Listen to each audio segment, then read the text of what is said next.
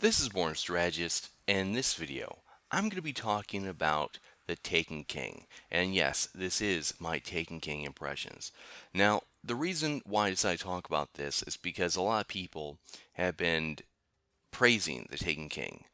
And I'll say this, it's definitely a step in the right direction. But still, there are a lot of reutilized assets, a lot of weapons that had been stripped away despite the fact they said those items were going to, in fact, carry over your 10-year journey. And a lot of false promises were made. And because of that, I have a couple of issues with the Taken King. Now, don't get me wrong, I enjoyed it for what it was. They finally added some, decent characterization into the game.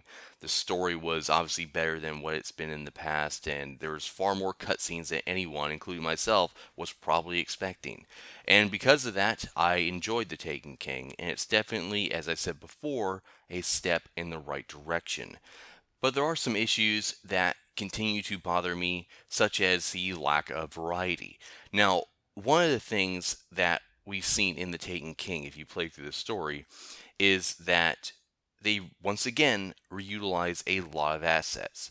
Now, don't get me wrong, there's some, new levels and new sections of those levels that you probably haven't seen before, but at the same time, it's like, well, we're once again back on the Cosmodrome, or, we're going back to the moon, or we're revisiting the Crota raid, or whatever it is. And I understand that you guys are trying to steer the narrative in a direction to where you could reutilize these maps, but at the same time, it's like, come on now. People are paying, $40+ for this DLC, expansion, whatever you want to call it, and they would like to see some new content. Granted, if you're a person that hasn't really played in any of the raids, then it's going to be new content to you. But for everyone else that has played in the raids, such as myself, then you're going to be, revisiting the same areas that you've already been in before. Now, there are some new things that are in the game that I do approve of, such as the new levels and the Taken are, pretty challenging enemy compared to what we dealt with before, and that's great. But I don't like the fact that we're revisiting the same levels over and over and over again. Think about it. Dark Below, you revisited them. The House of Wolves, you revisited them again. And then once again with the Taken King. There's only so much of the same environment that you can go through. It's like, how many times do I have to be put back on the Cosmodrome? You're telling me that there's no other locations on Earth that we can't go to, and forget about the narrative for a second. Okay, I don't care if the war mine is a reason to as to why the Cosmodrome is somewhat bearable. Everywhere else on the planet is probably overrun by all the evil, all the darkness, or whatever the hell they call it. But that's no excuse. It's just something that irritates me and something that needs to be done away with in the future.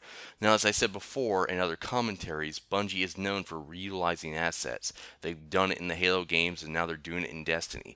And there comes a time to where you just have to stop doing that. I mean, let's face it, even the Taken King enemies are basically everything that you fought before.